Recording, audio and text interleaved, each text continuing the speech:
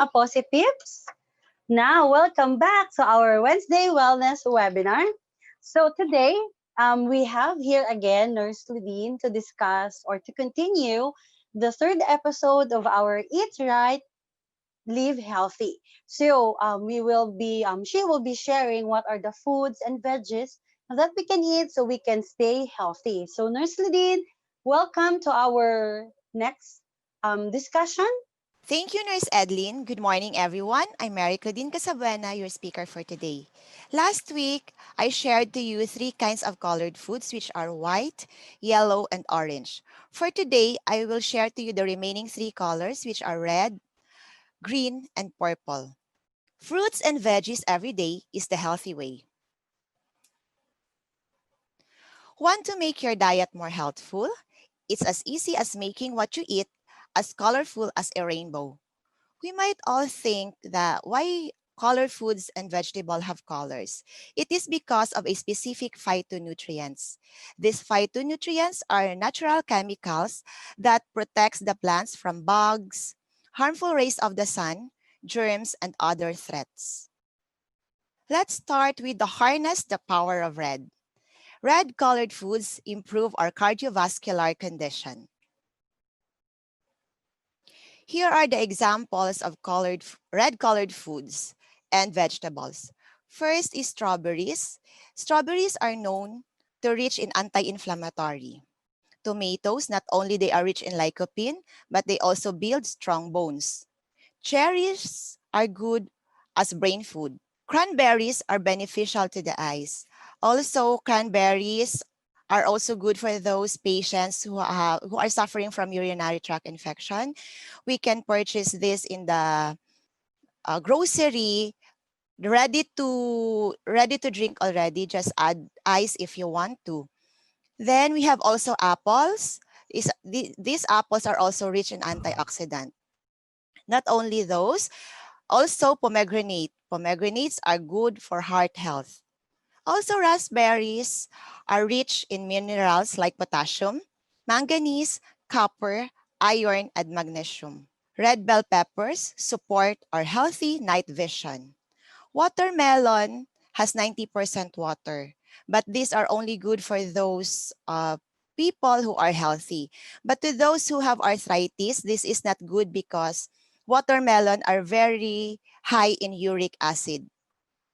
These are the major nutrients of red colored foods.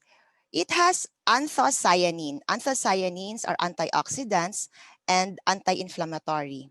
It has also lycopene, which are also rich in antioxidants and anti-cancer. Potassium. It is heart healthy. It balances the BP and hydrates. Also rich in vitamin A and C, which is good for our skin and boost our immune system.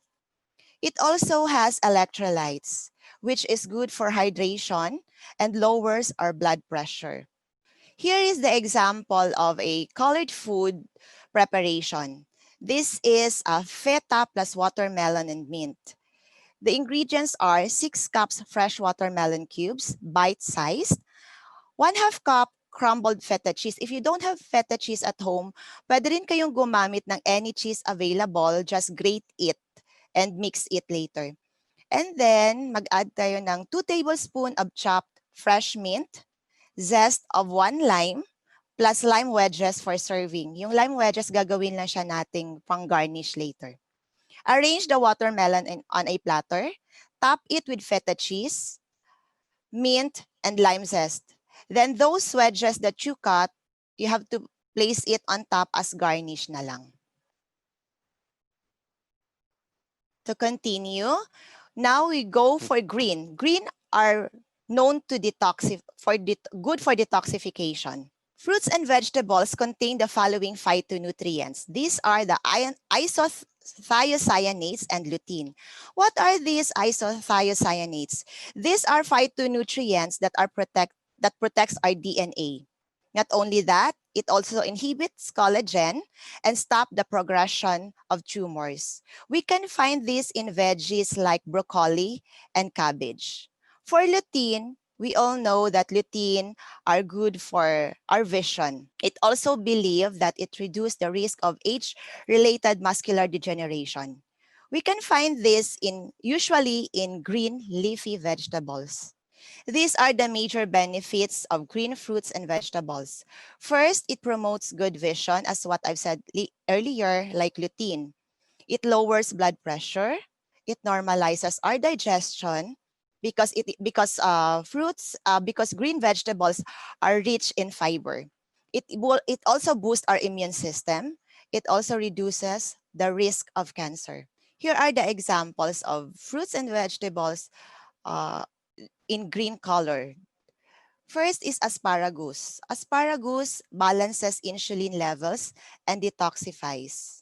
Broccoli, this lowers cholesterol. Broccoli preparation is also like what I've shared last week, how to prepare the cauliflower. It's also like that. You don't have to place it in a boiling water. Instead, ilagay siya sa steam and you can do it for 10 minutes. Then after that, you can eat it immediately. Or kung gusto niyo siyang haluan ng other vegetables, pwede din siya.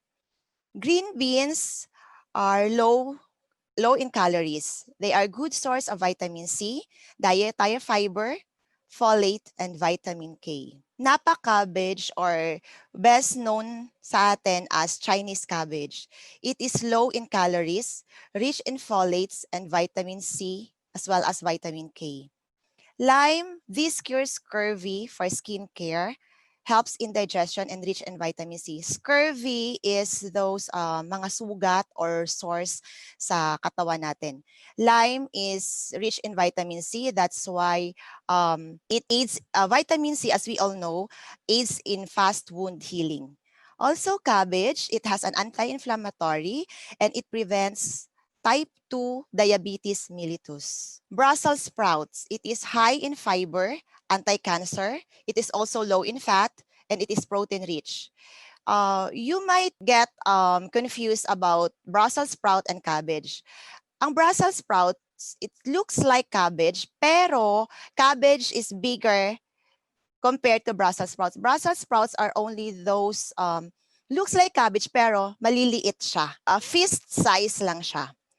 Celery, it fights cancer, also lowers cholesterol, and it very good in aiding digestion. Cucumber, it rehydrates our body. It also relieves bad breath. Okra, it prevents diabetes and kidney disease. Avocado, it is rich in carotenoids. It helps in weight loss, stabilizes blood sugar, and lowers cholesterol. Here are the best way to keep fruits and vegetables fresh. First, there are two kinds, inside the ref and outside the refrigerator. First is we have to keep it inside the refrigerator. For example, the asparagus. The proper way to place it is we have to get a glass or a jar, then put about an inch of water, as what the picture is showing you, and then cover it loosely with a plastic bag or Ziploc. Then place inside the ref. It could last up to 10 to 14 days. Also beans. Beans are best kept inside a plastic bag and placed inside the ref. Or you can also cut it already so that it is already ready to cook. Pero you have to seal it with no air inside. Pwede mo rin siyang i-press yung plastic bag. For example, you have Ziploc at home. Pwede mo siyang i-press so that wala siyang air sa loob. Or you can, if you have sealer at home, press it and then seal it on top and place inside the ref for properly storage. Next is the Brussels sprouts. Brussels sprouts are also kept inside a plastic bag or a silicone. This one is a silicone container. Also, it will last if you can keep it inside the ref. Also, pwede rin siyang ilagay sa freezer for longer storage. Broccoli, we have to store broccoli in a plastic bag and refrigerate it up to 2 weeks. Pero before placing the broccoli inside the plastic bag, do not wash it. Kasi if you wash it prior, ang tendency is mabilis po siyang masira and nagiging watery siya. So once it has water inside, mabilis makaharbor ng bacteria and madaling masira yung stored nating broccoli. Next is the cabbage. Cabbage can be stored inside the ref up to 4 to 5 months if without water. All we have to do is we have to place it in the drawer, yung drawer ng lower bottom of the ref, or pwede din siyang i-wrap natin siya ng plastic bag or ilagay siya sa ziplock or any plastic. If, for example, we have remaining cabbage left, all we have to do is, since na-wash na siya, we have to make sure that all water are drained and dry ang cabbage before natin siya i-seal into a plastic and place inside the ref. Same lang din siya ng broccoli. If stored with water, it will easily ruin the storage life. Next is the cauliflower. Cauliflower are stored inside the plastic bag inside the ref. Again, do not wash it, and it will last up to 2 to 3 weeks if placed inside the ref. Cucumbers. These are the examples of vegetables that are kept outside the ref. Because as we all know, if we place fruits and vegetables inside the ref, because of its cold moisture, so yung ibang vegetables is not also suitable for that kind of storage. So for cucumbers, you have to wrap it with a plastic, or you can wrap it with a paper towel. Place inside the plastic if you want to keep it inside the ref. Or if, for example, you have already consumed a part of it, all you have to do para magamit pa yung remaining half, you have to wrap the end bottom with plastic. Or cucumbers are also stored inside the ref to make it last, but we have to make it a pickles, just like this one, for preserved kind of vegetable po siya. Next is eggplant. We can store it outside the ref, or we can place it inside or any place in the pantry or any in the kitchen. We can also store it inside the ref, but we have to wrap it with a paper towel. If naman may plastic bag tayo, we have to place it inside the plastic bag, pero wala dapat siyang air. You have to press it para lumabas yung air. Then we have to store it in the vegetable section of the ref. And for that, it will last for 7 to 10 days if naka-wrap po siya ng plastic bag. For onions, garlic, and shallots, usually we are placing it inside the ref, pero hindi pala siya tama. Ang proper storage of this is we have to hang it or just leave it in the kitchen. Pwede natin siyang ihang just like in the picture, or pwede natin siyang ilagay into the mesh bag. Mesh bag are those bags like this na nilalagyan ng onions and garlic when we purchase it in the grocery. So if we're going to place our onions, garlic, and shallots that way, makaka-make sure tayo na it will last for a long time. So tip lang po, if we want to cut onions and you don't want to have a teary eye, we have to place onions in the freezer for just 5 to 10 minutes. Then after, take it off and you have to cut it so hindi na po tayo naluluha when cutting onions. Next are tomatoes. Tomatoes are not best stored in direct sunlight. Instead, if we have boxes at home or any basket, we have to layer it with paper or newspaper. So we have to separate yung mga ripened tomatoes na into green para hahaba yung yung shelf life nila, so that hindi siya yung mga green ones hindi po siya madaling ma-ripen. And never refrigerate tomatoes because if you want to keep it fresh off the vine taste. So parang yung taste niya hindi siya ma-alter, so it is much better if we have to place it outside the ref rather than inside. Here are the fruits that are stored inside the ref. Stored fruits are best placed inside the ref if we have to place it inside a plastic bag. Or minsan, if we have parchment paper or any kind of or ziplock, pwede natin siya ilagay doon. Make sure lang natin na hindi po siya wet or damp so that hindi po siya masisira agad. We can place it in the ref drawer, for example, sa bottom area, just like this. Pwede naman siya ihalo-halo, pero make sure na wala talaga siyang water. For tropical fruits such as banana, avocado, and pineapple, these are best kept outside also the ref. So we can place it like containers like this one, or mayroon tayong lalagayan na pwede siyang ihang. Also, pineapples, pwede na natin siyang ilagay into container, slice it so that ready to eat. Another tip na ibibigay ko sa inyo about pineapples, it can be used as vinegar. Pineapple, pero we have to slice pineapple without water. And then after that, you have to slice pineapple into small bits, place it in a jar, pero hindi siya ilalagay sa ref. You have to place it in a pantry or a cool place. Then after 3 to 4 weeks, pwede mo na siyang gawing vinegar. Hindi mo na kailangan i-press yung remaining pineapple. Tatanggalin mo na lang yung juice niya. It is best used for if you're making adobo or any minsan sinasawsawan natin siya for food.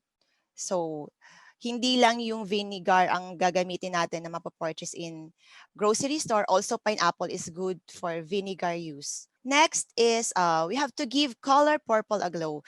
These are all purple colored fruits and vegetables because this helps us to protect our nervous system. These are the benefits. It helps reduce the risk of high blood pressure and lower HDL cholesterol. HDL cholesterol, these are known as the bad cholesterol. Makikita natin to siya if nagpa-laboratory tayo. Usually nakalagay doon is LDL and HDL. LDL naman is good cholesterol. Second, it helped to prevent obesity and diabetes. Third, it lowered the risk of cancer, cardiovascular disease, neurological diseases, and cognitive declines. It also reduces inflammation and therefore chronic disease. It also assists in preventing urinary tract infections. It fights ulcers, reduce liver damage, and prevent other diseases contracted from cell damage. Purple fruits and vegetables you should be eating. These are the examples of purple fruits and vegetables that can be seen in the Philippines. Kasi yung iba kasi hindi naman natin nakikita dito sa Philippines. So, yung binigay ko dito is yung available lang sa market. Okay. First, we have eggplants. Eggplants are full of vitamins and minerals as well as it is rich in fiber. It is also has a potential to lower cholesterol and help in manage weight. Red cabbage. Not only green cabbage na makikita natin sa market, makikita naman natin ang mga red cabbage, pero minsan selected lang din siya ng mga markets. It is packed with antioxidants, nutrients, vitamins, and minerals, as well as dietary fiber. Ube, rich in fiber and contains virtually no fat. Ube is not just best for food. Also, if you are having a fever and yung lagnat mo hindi pa siya bumababa for how many days, you can use ube. You have to boil it. Once naluto na yung ube, take it off. Ang i-retain mo na lang is yung water niya. You can use the water as your water after eating meals. Or after that, after eating meals, you can take a medicine at yung gawin mong tubig is yung boiled water from the ube because it is rich in antioxidants. Kaya mas nalo-lower niya yung fever mo. Also, grapes. We all know that grapes are very heart-friendly because it is rich in resveratrol. What are these resveratrol? Resveratrol are polyphenol compound found in certain plants. For example, red wine, because it has antioxidant properties. These are the signs that you are not eating enough vegetables. First, you got easily bruised like a peach. It is because you have vitamin C deficiency. As we all know, vitamin C helps us in wound healing and in collagen production. If we deplete vitamin C, our blood vessels are more vulnerable. That's why we got easily bruised. Second, you're a bit constipated, and if we are constipated, it is very uncomfortable, and it is a no joke. You feel very bloated or feel gassy. As we all know, fruits and vegetables are very rich in fiber. So it is very good if we could eat fruits and vegetables every day so that we will not be constipated. Also, another sign is you're always hungry. It is because you tend to eat more of a processed food instead of eating more healthy food, which are rich in fiber. Also, you're gaining weight because we are more fond of eating ready to eat food, for example, burgers, fries. So instead of eating all those, why not eat fruits and vegetables for lunch and dinner? Also, you feel exhausted. It is because fruits and vegetables have nutrients, and it can help us boost our energy for the whole day. Not also that, you're also breaking out. So sometimes we notice that we are having many pimples already because of as what I've said, it is we need to eat more fruits and vegetables that are rich in fiber because it has vitamin C and it has rich in antioxidants. You keep on getting sick because your body is no longer eating the right kind of food. So if you have signs of that, you have to stop eating those food that are not healthy. Instead, we have to go back and eat fruits and vegetables instead. You tend to be forgetful already. I mentioned kanina na um, we have this cherry, which is good for the brain. So it is also I also mentioned lutein, which is also good for the brain. So the examples of fruit that are and vegetables that are good for the brain are the corn, broccoli, and lettuce. So instead of eating ice cream, why not we replace our ice cream with those fruits and make it a fruit bowl instead? Mukhang natamaan ata ako kanina sa burger and fries. Kakakain ko lang last night. So, thank you so much, Nurse Lidine. So, sa mga viewers natin dyan, I know some of you here are wondering what are the food or fruits na pwede nating kainin so that we can stay healthy, we can stay glow, and aside from that, we will not get sick if you really eat the right food. So may mga signs naman kanina, so we can check on that and we can also review this presentation later on so that at least we will be guided properly. And of course, disclaimer lang guys, Nurse Claudine is not a dietitian or nutritionist.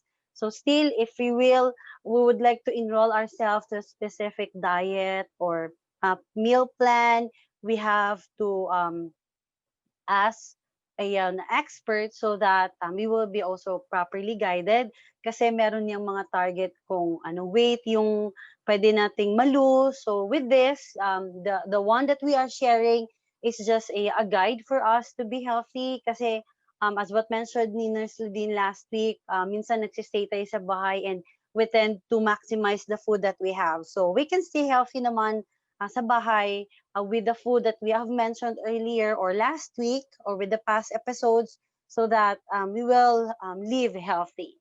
So for a quick overview for next week, we have You Are What You Eat. So we will discuss a certain food or meal preparation on a specific disease, and we can also do it at home. So in case you have any clarifications or questions, guys, you can reach out us 420 or you can message at a Skype at Apostle Clinic Team. So thank you for your time, guys, and have a great day. Goodbye.